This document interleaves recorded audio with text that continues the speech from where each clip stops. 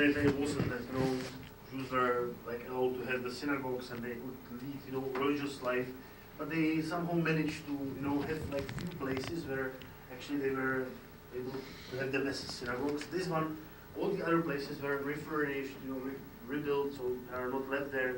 This one was actually used as a kind of like a storehouse for like goods or something that they were using in a private house. And actually the owner of the house kind of like didn't really tell it about it like to people, so it kind of like survived, and after communism, it was basically opened as like a private house. You have to like find the owner, and I'll tell you yesterday, know before whom you are standing. So this is like the the direction that the prayers were like. And then behind you on the wall, it's just the beginning of a sentence in Eshkach. At the bottom, Acheinu Kol Beit Yisrael, our brothers, all the Jews, who are in the Tzarau B'Shivya, who are in suffering and imprisonment, right? Haumdim, who are standing either in the sea or in the land. God, which is the source of mercy, Rachem Aleinu, Rachem Aleim, God have mercy on them. Imagine what the people are saying, and I think it's the most powerful here in the back. If you see something, after all of this, right, people are suffering and going, what do they say? And after all of this, B'chol Zot Shimcha Lo Shachachnu, we've never forgotten and forsaken your name, God. So now Al Tishkachenu, also don't forsake us. And we say that, he says, Keil Erech Hapayim, God of mercy, have mercy on us, and do as your mercy has dictated. And go ahead and return from your anger and have mercy back to us. And I think that's one of the most powerful things. Imagine that you have, I think, by the way, let's see it inside. of Shir HaShirim. Right, it's in the back. If you see. Let's see the page. Right. And it's page 51. Page 51. No, 198. I'm sorry, 198 would be big. 198. In the page. No, yeah, 150, 199. We'll just skip 199. Page 199 in our book. In the right, bottom right-hand corner is 199. And this is on the Song of Songs. And King Solomon describes the law of the Jewish people, the relation between us and God. And he says like this, the beloved, the woman which represents the Jewish people, says, I'm sleeping, but my heart is awake. Call the lead of and my beloved was knocking on the door. He opened the door for me. Achoti, Ra'ayati, Natitavati, my dear beloved, my sister, my love, my dove, my perfection. Right here, on top. Okay, we're not skipping Rashi. On the top. And then we go to page 200. Yes. Page. Shiroshinim latal, I'm wet from the rain and from the dew. So the beloved tells his wife, or his beloved girl, please let me in, which is God telling the Jewish people, please let me in.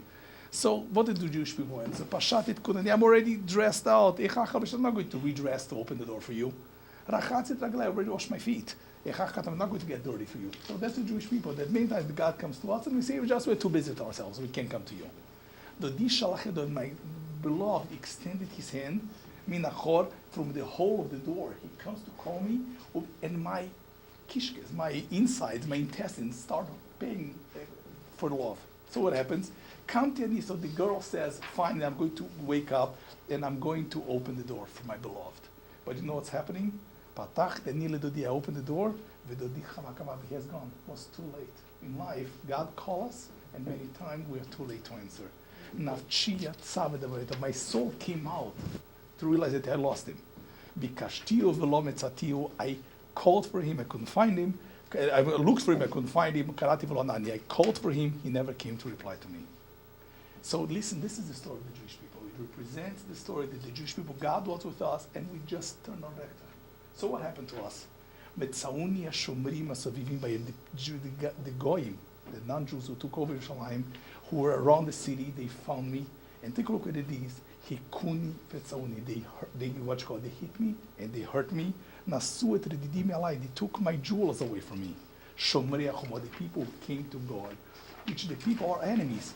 actually hit us. Meaning this is the ultimate example of the pain and the injuries that we got inflicted. But look at what the Jewish people say the next line. So the next page is on page 200, 202. On 56. It's a repeat. It's a repeat, so the next one. Okay, so 204.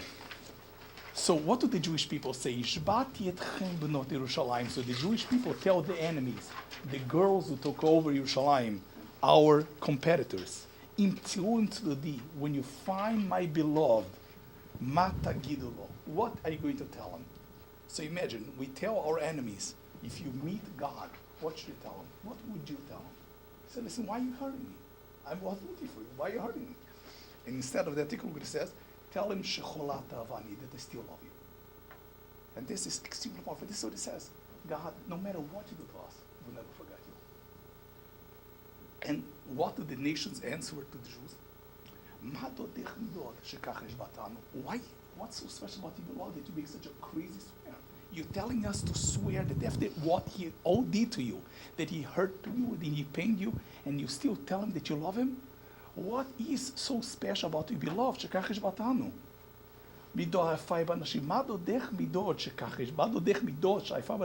What is special about you, beloved, that you made?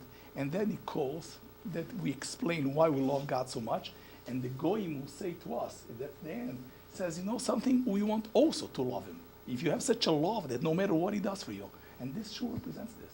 This sure represents it no matter. The Jews were suffering. Can you imagine? We're talking about Jews who were living normal lives. They were kicked away from home, from every country.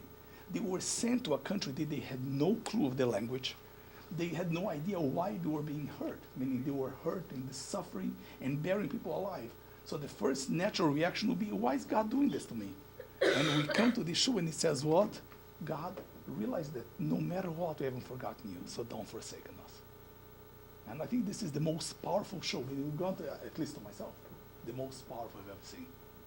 Because this shows the love that we have to God, which is really unconditional love of the Jewish people. And that's what King Solomon already says. This represents the ultimate love. And it's interesting, we'll see that this person who painted the show, he survived. And his daughter, so Gary Rosenberg from the Jewish Week came here also, he was extremely touched. This is probably one of the holiest places in the world. I mean, there's no question about it.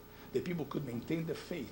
Hitler could destroy our bodies, but he could not destroy our heart and our souls. He didn't destroy.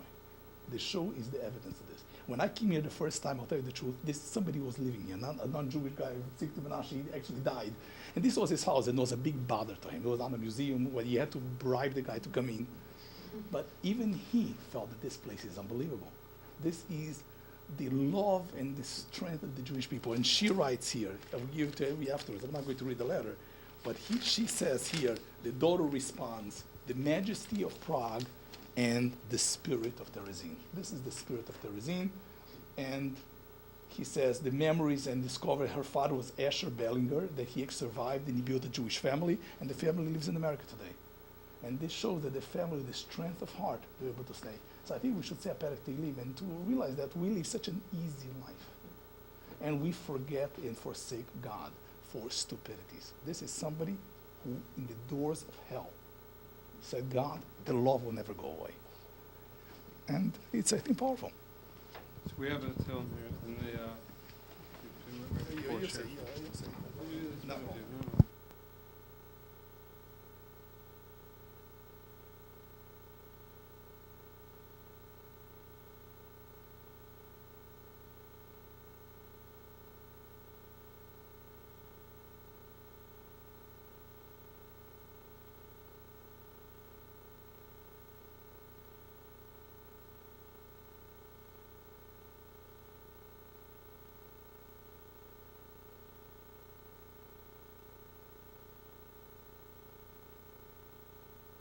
Of David, where he sang from the depth of his heart. And I think that's a great place to feel that. So that's Psalm 130. Shir hamalois mimamakim krasicha Adonai. Shir hamalois mimamakim krasicha Adonai. Adonai shema v'koili tien oznecha kashuvois lekoil tachanunai.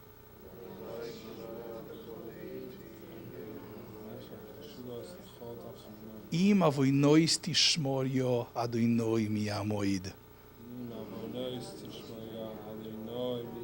Ki imcho haslicho leman tivorei.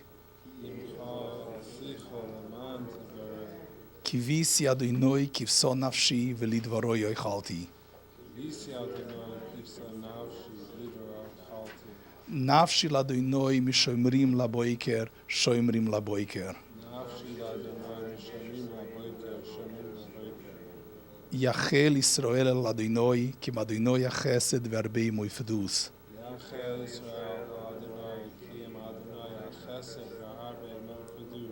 והוא יפדס ישראל מכל עוונותיו. And I think that this Tehillim also says the same thing.